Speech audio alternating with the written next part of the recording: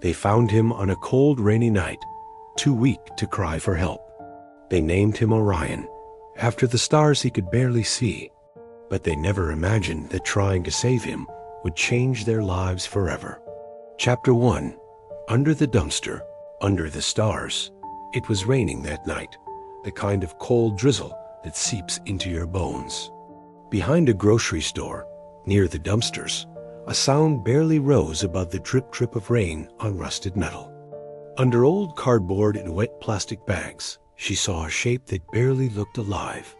Tiny, soaked through, eyes crusted shut. Hold on, she thought. One paw twitching in a dream, or maybe in pain. The kitten shivered, the warmth too much and too little all at once. A soft, broken mew, so faint you'd think you imagined it. Maria crouched down, phone flashlight trembling in her hand. She didn't know what to do, but she knew she couldn't leave. She whispered, "Hey, little star." He's going to need the stars tonight. Chapter 2. A heartbeat in her hands. Maria wrapped the kitten in the only thing she had, her scarf. It smelled like her perfume and stale coffee. She nodded, but her fingers never left the lump under the blanket, feeling the fragile heartbeat that shouldn't have still been there. Every hour, she'd wake him, drop milk replacement on his lips with a syringe. At the vet, the fluorescent lights were harsh. The nurse didn't look hopeful. He's severely malnourished, hypothermia, eye infection, maybe worse. She watched tutorials on kitten care at 3 a.m. She learned to mix antibiotics into milk. She learned to clean crusted eyes with warm saline. They asked for a name for the file. Maria said, "Orion." They told her not to get attached. Chapter 3.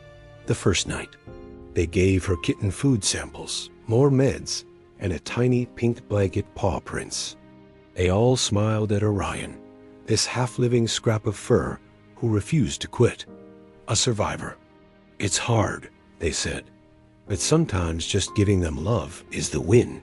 For now, Maria sat up in her tiny apartment all night. A heating pad under the carrier. A space heater humming in the corner. He tried to stand and wobbled like a drunk sailor. He made a sound that almost passed for a purr.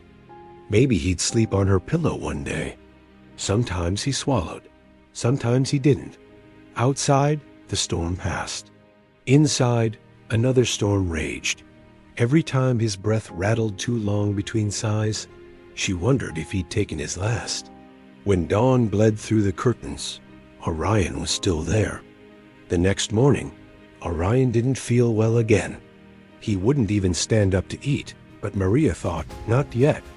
She was thinking about his future already, seeing images in her head of him being healthy.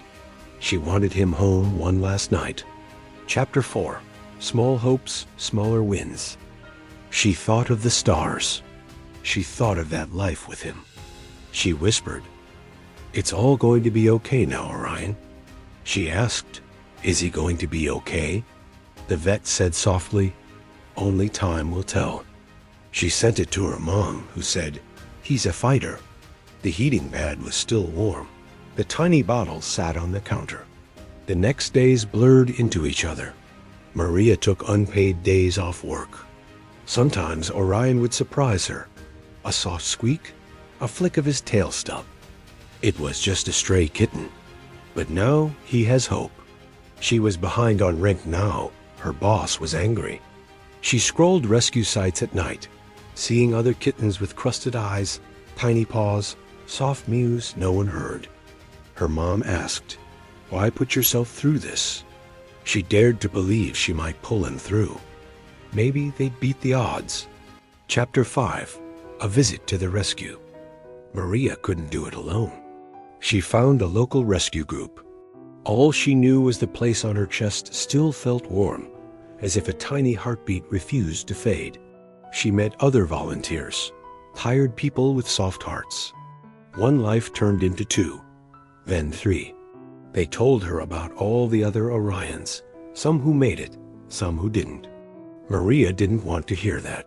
She didn't want to lose him, not after seeing what life could be with him. Chapter 6. The Good Day. Orion had one good day. He ate from a dish, sloppy, messy, chin soaked in formula. Maria filmed it, a 10-second clip. She sent it to her mom, who said, "He's going to make it." That night, Maria let herself dream about litter training, toys, tiny pawprints across her floor. Maybe he'd sleep on her pillow one day. She fell asleep with Orion tucked under her chin. For the first time, she didn't wake up. Chapter 7. The Slip. Good days can be liars. The next morning, Orion didn't lift his head. His nose was crusted, his breath a soft wheeze. He refused the bottle. Maria called the rescue. They said, "Try the vet again, maybe a feeding tube." But the vet said, "His little body is shutting down. It's kinder to let him go." Maria felt the heat drain from her cheeks. She thought of the stars. She thought how beautiful he is. She asked, "Is he suffering?" The vet said softly, "He knows he's loved. That's all he knows." Chapter 8. One last night. Maria didn't let them put him down. Not yet.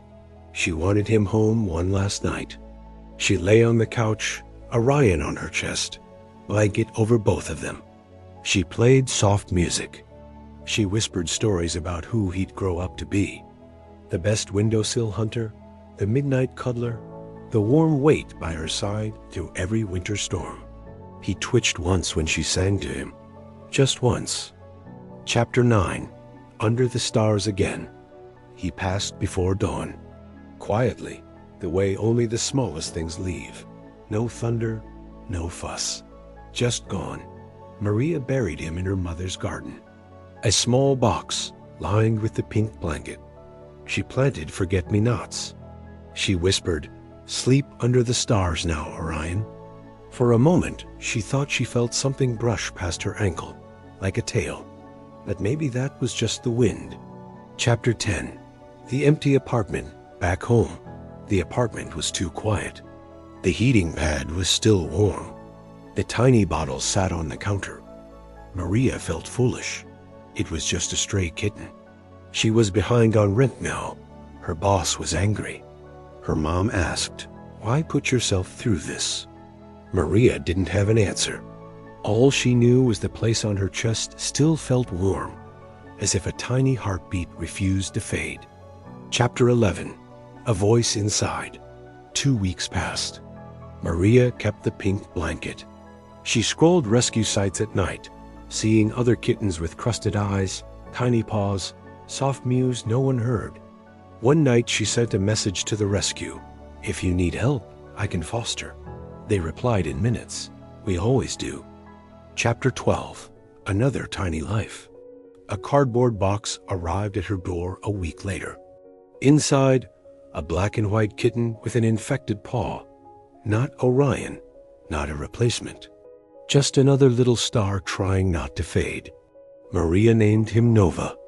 She wasn't ready, but maybe she never would be. She wrapped him in the pink blanket and whispered, "Hey, little star, hold on." Chapter 13. Ripples. Maria's friends thought she was crazy. Her mom worried. Her boss told her to focus on real life. But strangers online began to follow her updates. Nova's first steps, first meal, first sleepy eyes blinking in trust. One life turned into 2, then 3. Each one a fragile heartbeat under the stars. Each one a promise to keep trying, even when it breaks her heart. Chapter 14. The message Orion left. Maria never forgot Orion. She kept his picture in her wallet, that blurry eye on a bad phone camera. He never got the chance to grow up, but he gave her something else, a reason to keep going, a reason to fight for the tiny lives no one else saw, the ones under dumpsters, behind stores, born in shadows. Sometimes the ones we can't save teach us how to save the rest. Chapter 15. A promise to the stars. Maria still whispers to each new kitten, "Hold on, someone's coming." When she stands under the night sky, she finds Orion in the dark, a tiny star that burned out too soon but left enough light to guide others home. Maybe we can't save them all, but maybe we can save enough. Maybe that's what hope is, a promise made under the stars. Orion's story didn't end with him. It began with him. And maybe, if you're listening, it's your story too.